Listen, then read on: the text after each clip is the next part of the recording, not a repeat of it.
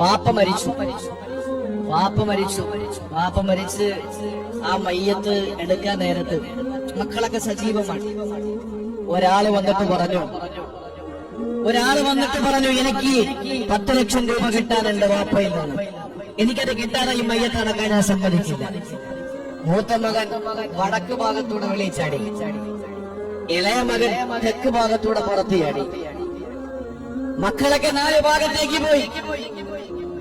അവസാനം അയാൾ വന്നിട്ട് പറഞ്ഞു, ഈ മയ്യത്ത് അടക്കണമെങ്കിൽ എനിക്ക് 10 ലക്ഷം രൂപ ഈ മയ്യത്ത് തരാനുണ്ട്, അത് തന്നിട്ടടക്കിയാ മതി. പള്ളിക്കാരൊക്കെ പറഞ്ഞു നോക്കി, ഇല്ല, മയ്യത്തടക്കാൻ സമ്മതിക്കില്ല, ആ പൈസ എനിക്ക് വേണം.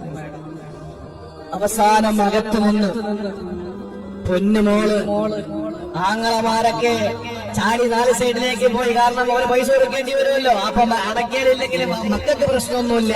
പക്ഷേ വീടിന്റെ അകത്തളത്ത് ഞങ്ങൾ പൊട്ടിക്കരഞ്ഞുകൊണ്ട് കുട്ടികളായിട്ട പ്രിയപ്പെട്ട പെണ്ണുമോള് വന്നിട്ട് ഒരു കവർ നിറച്ച് സ്വർണം എടുത്തിട്ട് ഇയാളെ കയ്യിൽ കൊടുത്തിട്ട് പറഞ്ഞു, കൊണ്ടുപോയിക്കോ.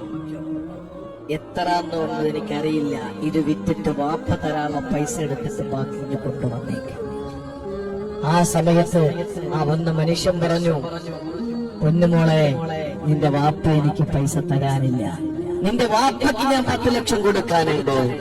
ഞാൻ ഒരവസരത്തിൽ ഈ 10 ലക്ഷവുമായിട്ട് ഞാൻ നിന്റെ വാപ്പയെ സമീപിക്കുമ്പോ വാപ്പ എന്നോട് പറഞ്ഞു, എന്റെ പ്രിയപ്പെട്ട സഹോദര, എന്റെ മക്കളിൽ എന്നെ സ്നേഹിക്കുന്നത് ആരാണെന്നൊരു പരീക്ഷണം നടത്തണം, അതെന്റെ മരണസമയത്താകണം. ഈ പരീക്ഷണം നടത്തിയിട്ട് എന്നെ സ്നേഹിക്കുന്ന മകൻ ആരാണ് അല്ലെങ്കിൽ മകളാണെങ്കിൽ അവർക്ക് നീ ഇത് കൊടുത്താൽ മതി, അവര് ജീവിക്കട്ടെ.